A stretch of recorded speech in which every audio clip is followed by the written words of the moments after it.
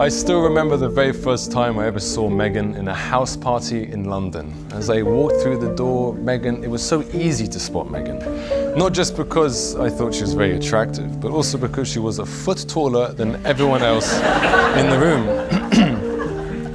But as we began to date, it soon became very clear to me that I was in fact dating a very high achiever. She studied mathematics at King's College London. She played county tennis and she even represented England junior volleyball. Very, very impressive. Whereas my achievements at that point in my life was of course looking and sounding like Borat and Ali G.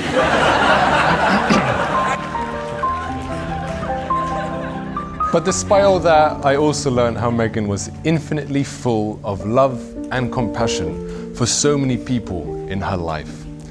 You see, Meghan has a certain aura about her that can best be understood when you compare it with a sunflower. Both grow very tall. Both need plenty of care. Both require an abundance of sunshine. Both fulfill your life with joy. And it's impossible not to smile when you look at them. Yeah, don't be fooled by the refined gentleman that you see before you, wearing that lovely velvet jacket. What you see is a man that has been sculpted on the mean streets of Datchet and the even rougher ends of Ascot. Typical Sebastian, he's got luscious thick hair, which actually most of us had to try to tame this morning before you saw him. He's got a picture-perfect smile and a muscular physique. Is he Spanish? Is he French? Colombian? Middle Eastern? He could be any of them, and the fact is, whenever we travel abroad, every culture seems to stake claim to him. When I first met Seb, he appeared at the end of a hallway, and as if it was in slow motion, he strutted towards me, revealing out of the darkness all 6'4" of him, chest blown up, a white linen shirt that was buttoned probably one too many times to actually be grandma friendly, revealing a giant silver cross necklace. And to say I was a bit intimidated was probably a bit of an understatement. Seb is the geek, but he's found his soulmate in Meg. He is also kind and generous, and I think as a result they are perfectly matched. In fact, they're made for each other. You have something very special. Treasure and respect what you have. Invest in each other and continue to invest in each other. As a child, I would hold your hand. That responsibility is now with Seb. He will hold your hand. But go on, Dad. Oh, God. wow. You weren't meant to do that.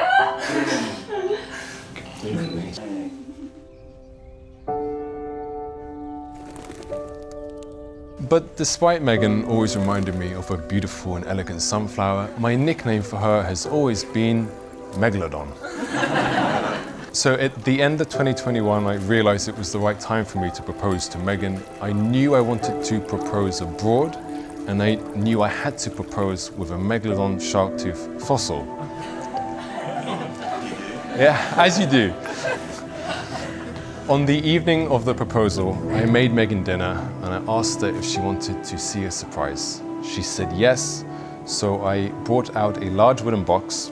I got down on one knee and I opened the box. And there lied this tooth with Meghan's engagement ring balanced at the top of it. I think it's fair to say, Meghan, you never look so confused in your life.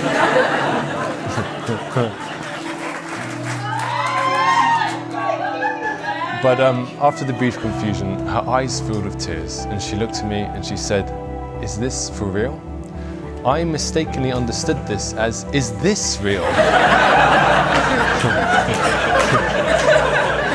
To which I enthusiastically replied, "Yes, this is a 100% genuine AAA rated Megalodon shark tooth fossil."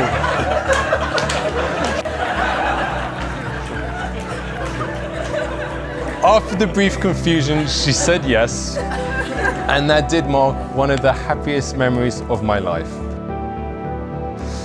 Meghan, I am the luckiest man alive, and I have loved every second I have spent with you. We've shared so much together, and it's all felt like one epic adventure. I can't wait to see what comes next, especially as we start our family together. I love you, Megan. Ladies and gentlemen, could you please stand and raise a glass?